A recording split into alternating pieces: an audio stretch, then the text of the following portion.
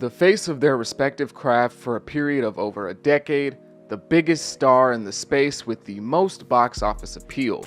All the analytics point to them when measuring numbers as the undisputed top dog, yet still a somewhat controversial figure that, despite their universal success when it comes to numbers, oftentimes splits the audience almost perfectly right down the middle, having a diehard fan base that is ready to go for them, while at the same time a legion of haters that is unmatched compared to their peers. But there was a moment in time when they were extremely well liked as a whole. They always did have their detractors though, that you would probably describe as purists or the smart fans. They tend to posture themselves to appeal to the younger audience members to the point of at times alienating older fans, including older fans who once used to support them. And all of this while being called the McDonald's or the Walmart of their craft. What's good, YouTube? It's Justice I Used to Be Paying. Today I'm back with another video, and in this video I'm going to be talking about how Drake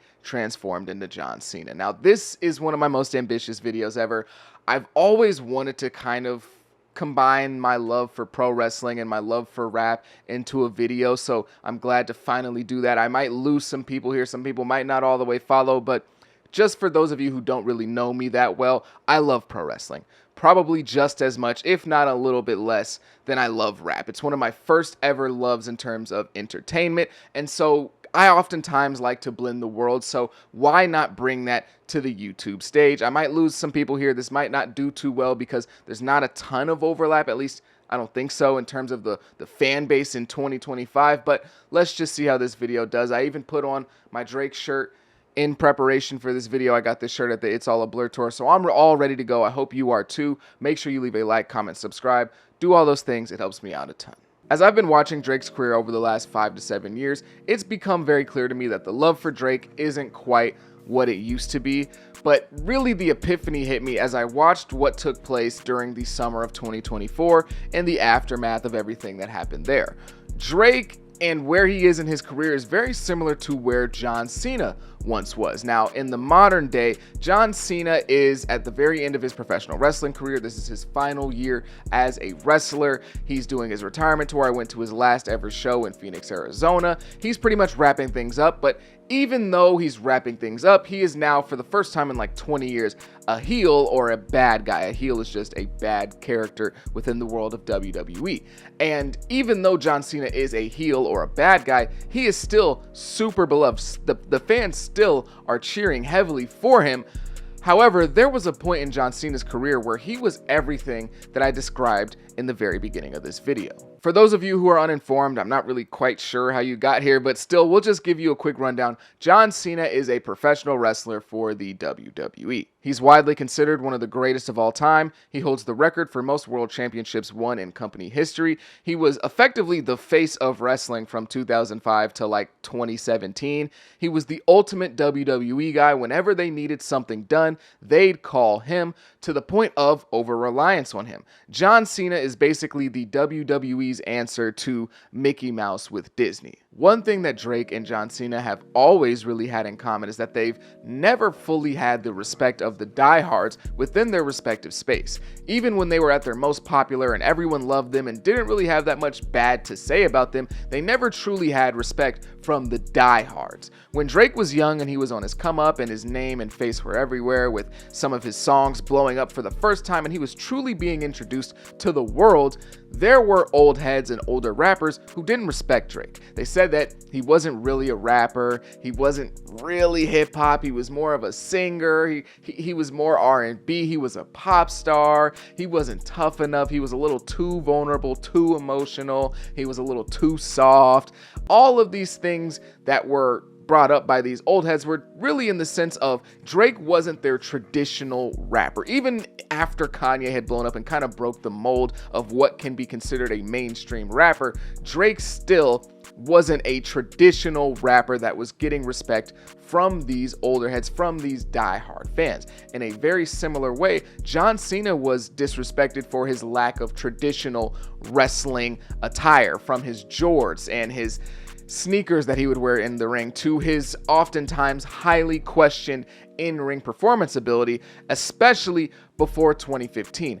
Both John Cena and Drake existed in the space of like, they were popular, they were blowing up, but they never had that respect in a traditional sense of what a wrestler or what a rapper is supposed to be from the diehards in their space. With both Drake and Cena, there is a narrative that they were a lot cooler in the beginning of their career in comparison to who they would become when they were at their career peak in terms of numbers. Fans and people often mythicize old Drake when they talk about old Drake in comparison to new Drake. Mostly this is in reference to Drake like pre-Views, maybe if you're a little bit younger all the way up until Views, but fans talk about that version of Drake and talk about how hungry he was and how passionate he was and how when he was vulnerable, it was so relatable and it felt so real. And Drake was just so different back then. And they talk about new Drake and talk about how a lot of his stuff feels kind of vapid and it's cool, but it's just kind of there. These were very similar conversations to the conversations people were having from the years like 2008 to 2014 when talking about John Cena, when the product that WWE was putting out at the time was really rough at times, and John Cena wasn't having any real character arcs or character developments outside of just like John Cena gets beat up a few times on weekly TV, and then he beats the bad guy on pay-per-view, maybe even wins the world title, and then just kind of moves on to the next story without really learning anything, without anything drastic really happening to who John Cena was as a character.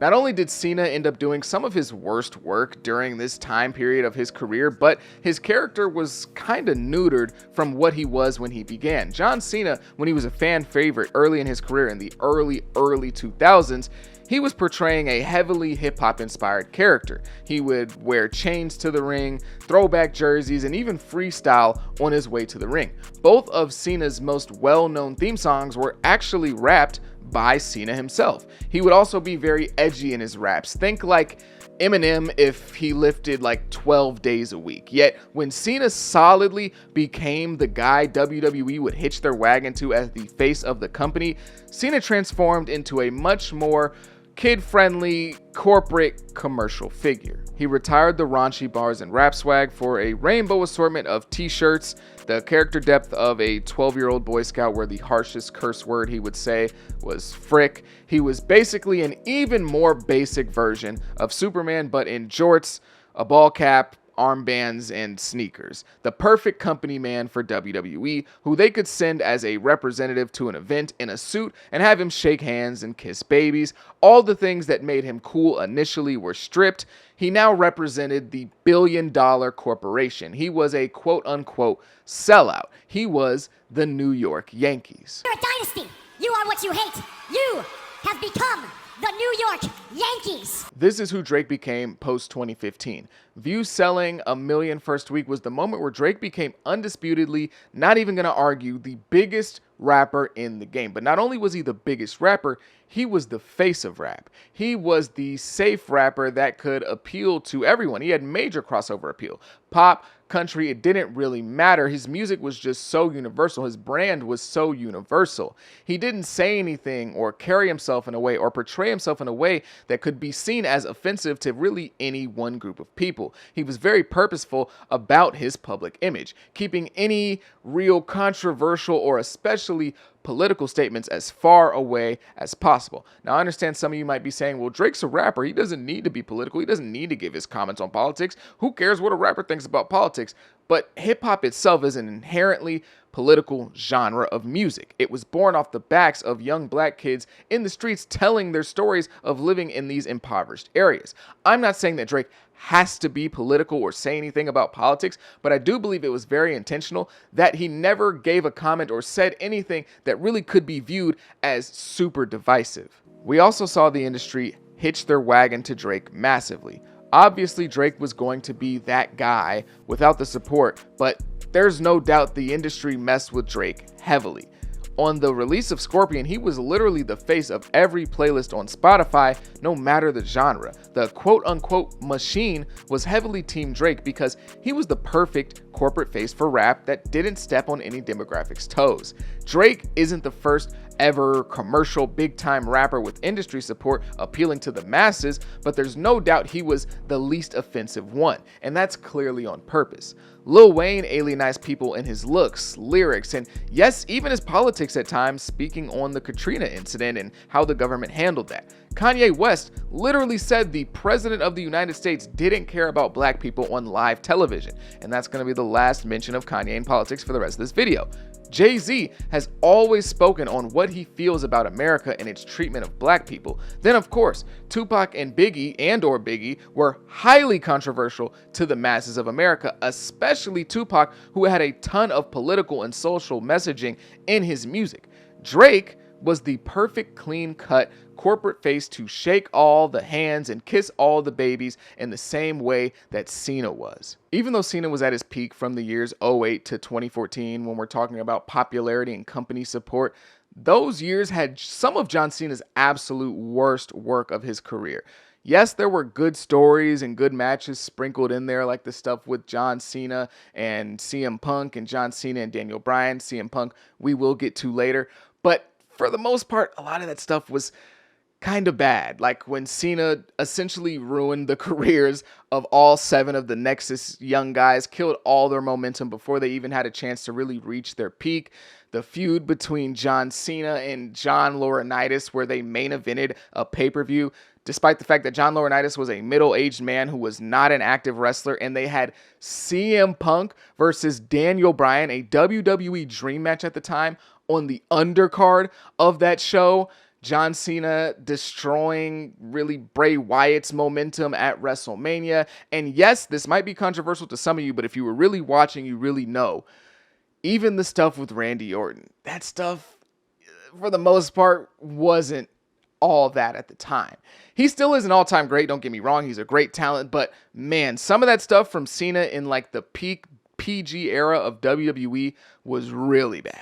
This is how I and a lot of other fans feel about Drake's work since, like, Views. There is some good music there, don't get me wrong, but overall his discography for somebody who is often in these GOAT debates has been pretty disappointing as of recently. Albums like Scorpion, CLB, For All the Dogs, Honestly Nevermind, all fail in comparison to the projects that Drake was putting out beforehand. These albums to me feel like Drake just kind of coasting, mailing it in a little bit. And that's not even for me to say that there isn't good music on these albums, because I believe that there is. I enjoy some of the music from these albums, but I think that's more so a product of Drake just being that good that even when he's not locked in, he can still create good music more than it is like, oh, Drake was really locked in for these albums. His discography hasn't been all bad from this era though, because I do believe that Her Loss with 21 Savage was a great album, and even Some Sexy Songs for You has grown on me quite a bit over the time that it's been out since the beginning of this year.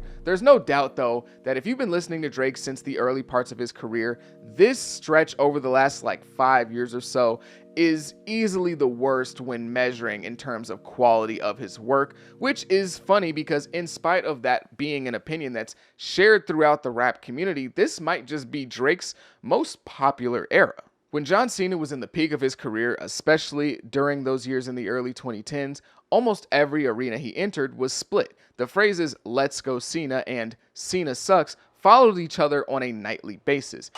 Right? Having fans and haters alike isn't that crazy, but what was so different about John Cena was that it was not just a split in fans, but a split in demographic. Whenever you heard "Let's Go Cena," right, it was typically a very high-pitched sounding chant, and it was mostly children, and whenever you heard "Cena Sucks," it was a much lower pitch as it was mostly grown men. And let me tell you, as one of those kids chanting "Let's Go Cena," specifically at WrestleMania 26, small flex, the age difference was very clear. And it wasn't just a coincidence that kids loved John Cena and grown men hated him. It was set up that way. The colored t-shirts, jorts, armbands, and baseball hat, he was basically dressed like a 6-year-old. He taught the kids hustle, loyalty, and respect. It was so corny that anyone over the age of 12 would cringe at Cena and what he represented. Teenage and adult fans were rightfully so annoyed with not only his child-focused presentation, but he was also shoved down the fans' throat. For the last 5 years, that's been a sentiment that has followed Drake, the lack of progression in his music in terms of age. Drake still makes music targeted at a very young audience. Well, I won't say very young, but like a young audience. He's not trying to age with his music and make music for people in his demographic of age from like their, 30s to mid 30s to late 30s and up. Drake is still talking at 38 about the same things that he was talking about at 23. Going to the club, popping pills, messing with women that are cheating on him, and trying to turn up and flex on his ex-girlfriend and her new man. Other rappers that have been considered all-time greats in a similar light to how Drake is considered by a lot of people tended to age their music alongside themselves and age their music alongside their fans. Drake at this point is still trying to get the club lit. And that's not for me to say that people 35 and up can't go to the club anymore, but it's very clear who you're making music for when you have lines like, "She was 21, I don't see a savage" in your music. Surrounding himself with the young people that are popping has been a staple of Drake's career, being one of the first people to show love to people like the Migos, Top 5, Kodak Black, Yeet, and even people who aren't even rappers, streamers like Kai Cenat, Aiden Ross, and IShowSpeed as well, in an attempt to stay in tune with what the youth are into. As a 38-year-old man, he has to stay in tune or he'll phase out. Drake makes music for the kids, not in a literal sense like how John Cena was quite literally for the age ranges of like 5 to 12, but he's for the young teens and young adults that are oftentimes referred to as kids by older people. Let me tell you a quick story. There was once a young talent who wasn't really seen to have a bunch of potential. He was just looked at as another guy. He didn't really have any support from the industry. He, though, believed in himself and he invested in himself and he put the work in and he put in enough work to create a wave of momentum behind him, full of genuine support from people who supported him for being him and the creativity that he was able to display. Then the well-established star who is the industry comes in and you think that they're there to co-sign the young guy, giving them a sense of legitimacy that would hopefully lead to a mainstream successful career that lasts for over a decade. Except that's not what happened. In fact, the big established star came in and capitalized off that new fresh wave, with the effect of basically only benefiting the huge already established megastar and clipping the young guy's wings, leaving him worse off with his momentum stolen and a future career that is just never the same. And you might be thinking to yourself that I'm referring to maybe I Love McConan or maybe even like Block Boy JB or something, but I'm referring to Zack Ryder. Now, if you're just a casual WWE fan enough to know John Cena, I might be losing you here, but that's okay. In the world of WWE, guys rise to the top of the company, yes, because of their talent, but also because of something called a push. A push is when the company purposefully gets behind somebody that they see potential in, and they put them in positions where they get a lot of exposure and a lot of opportunities to engage with and connect with the fans with the hopes of that person one day becoming a huge star. Zack Ryder was a guy in WWE in the early 2010s and late 2000s who never really got a chance to be anything other than just a guy on the roster. He was never scheduled to be a star by the big suits above, and he was really just kind of a warm body on the roster. So Zack, not getting any opportunities, went into business for himself, creating a YouTube channel. Now, I know that sounds pretty regular now, but back in 2011, this was revolutionary. His personality and charisma captured an audience of WWE fans and made him one of the most popular wrestlers in the company, despite never really doing anything in the company. Fans chanted, "We want Ryder" at every show, and eventually WWE had no choice but to give him a shot. He went out there and got fans behind him, even winning a championship at a certain point. Then Zack and all his momentum got paired up with John Cena, the biggest star in the business. Now, I'm not going to go fully into this story, but I'll let this clip of John Cena and Zack Ryder's at the time storyline girlfriend tell you all that you really need to know.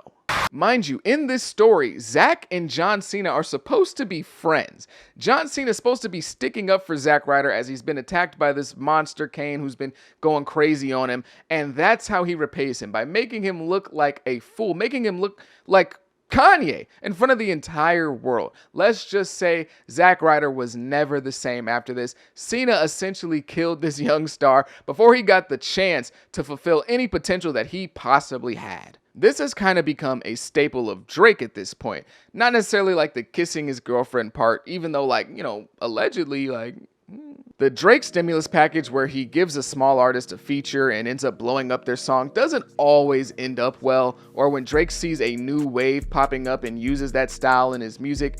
People like I Love McConan, Blockboy JB, XXXTentacion, The Weeknd, and Dram are all examples of Drake either seeing a young guy coming up and attaching himself to them, or let's just say borrowing the style that some of these guys cultivated. Drake and Cena both have a list of young guys who ran into them and it either forever hindered them or at least hindered them temporarily for the sake of extending Drake and Cena's career. Fans really hated Cena in the early 2010s because he was inescapable. He was always in the main event. He was always in the title scene. The whole meme Cena wins LOL was born from the fact that people were sick of him getting into these big feuds and constantly winning every single time.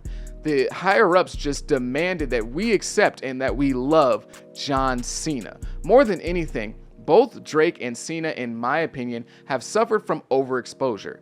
Both of them for over a decade straight, were the top guys in their space and were kind of pushed down our throats. Since 2020, Drake has dropped Dark Lane demo tapes, CLB, Honestly Nevermind, Her Loss, For All the Dogs, and some sexy songs for you. He's also been on tour. His music has been pushed by the music industry for over a decade. While there is a ton of valid critiques that are there to be had about Drake and his character and his music, I think that most of this stuff, when it comes to the fans disliking Drake, at least initially started from fatigue. Drake and John Cena in the early 2010s are both stagnant characters. There is no development, there is no growth, just the same person we've been looking at since they officially became the guy, which clearly worked for them because of all the success that they've had in their career. That was very clearly their goal. It's also good enough for a certain subsection of their fans. However, people want to see something fresh. They want something new.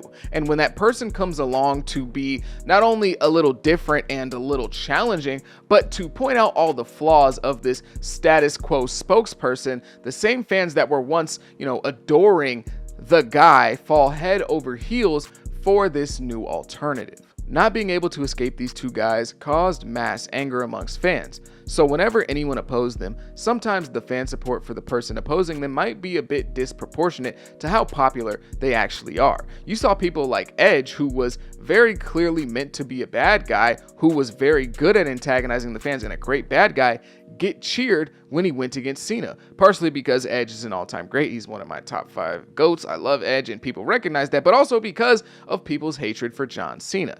There were legions of people who supported Pusha T and his beef with Drake. A lot of these people had never really listened to Pusha T or never been a big Pusha T fan. Despite Pusha being a great rapper, they still got behind him simply because they wanted to see Drake fall. So it wasn't a surprise to me that when a guy came around with just as much, if not more, in my opinion more, talent than Drake and Cena was aiming at their heads and trying to take their spots, fans overall loved it. See, Cena had gotten these "let's go Cena sucks" chants for so long, it wasn't a surprise when the person going against him got cheered by large portions of the audience. However, it was different when CM Punk came to challenge Cena. The fans were still doing the chant, yes, but they were mostly chanting CM Punk, which was a complete flip of the script. The fans weren't just rooting for Cena to lose, they were actively cheering for CM Punk to win, which was a major difference. CM Punk was a wrestler that was so different to Cena in what he represented. He was the smart fans' favorite wrestler, and yes, he's my favorite wrestler of all time, but he was the guy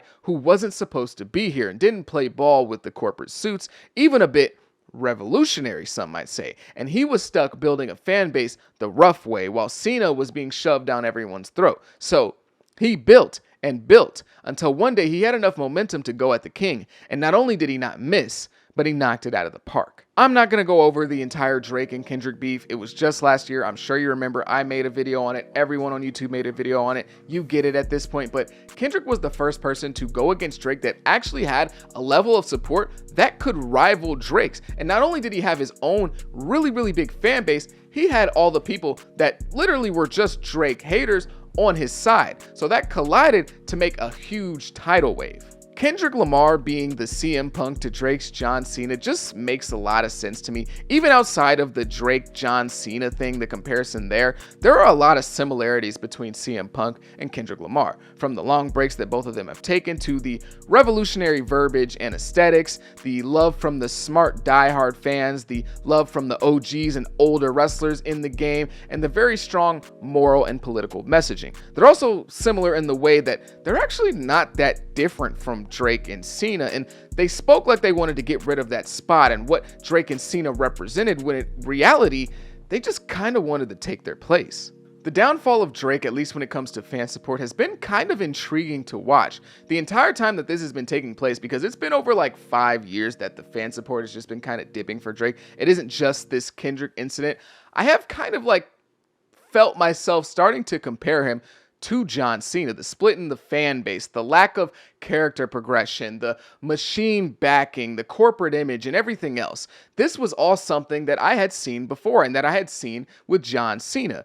Funny enough, though, if you look at Cena's career after the period that I'm talking about, that 08 to like 2014, 2015 and beyond, John Cena goes on to do some of the better work in his career. Now, excusing the stuff from like 2020 up until now where we're just getting like super old man Cena, that stuff from like 2015 to 2018 really got him back in the good graces of fans, mostly due to his increase in match quality during this period of time. He also let other guys take the reins, no pun intended, as the number one in the company. There were still world title reigns, but there was an obvious pullback in a Cena-centric world for WWE. During that period, Cena worked with a bunch of younger guys, except this time with the purpose of getting the fans behind them. People like Sami Zayn and Kevin Owens massively benefited from being partnered with Cena. Now, wrestling and rap are different in how people can use older talent to establish younger talent, yet I do think that despite Drake having his diehards to this day, Drake will never be in a position where he is mostly liked and shown love by the rap masses unless he, like Cena, takes a step back from being Mr. Commercial #1 and tries to genuinely put out some high quality, high substance music where there's more depth to Drake in his music other than just I'm the biggest. I could definitely see a world where Drake takes an approach of being more locked into the artistic side of things and really caring deeply about making his music the best it can be, and fans kind of coming around to Drake the same way they did to Cena. But it's all up to Drake at this point. But if you made it this far, I greatly appreciate you. This is something that I've wanted to do for a very long time, and I feel like I'm taking a bit of a risk. If this video flops, it is what it is. Maybe I'll just like make drama content and clickbait you with, oh my God, this rapper said this about Drake. You know, maybe that's just what my future will have to be. Hopefully not. But if you made it this far, I greatly appreciate it. Make sure you let me know what you think of this comparison down below in the comments. And yeah, make sure you leave a like, comment, subscribe, do all those things. It helps me out a ton. I go by the name of Pay. Peace.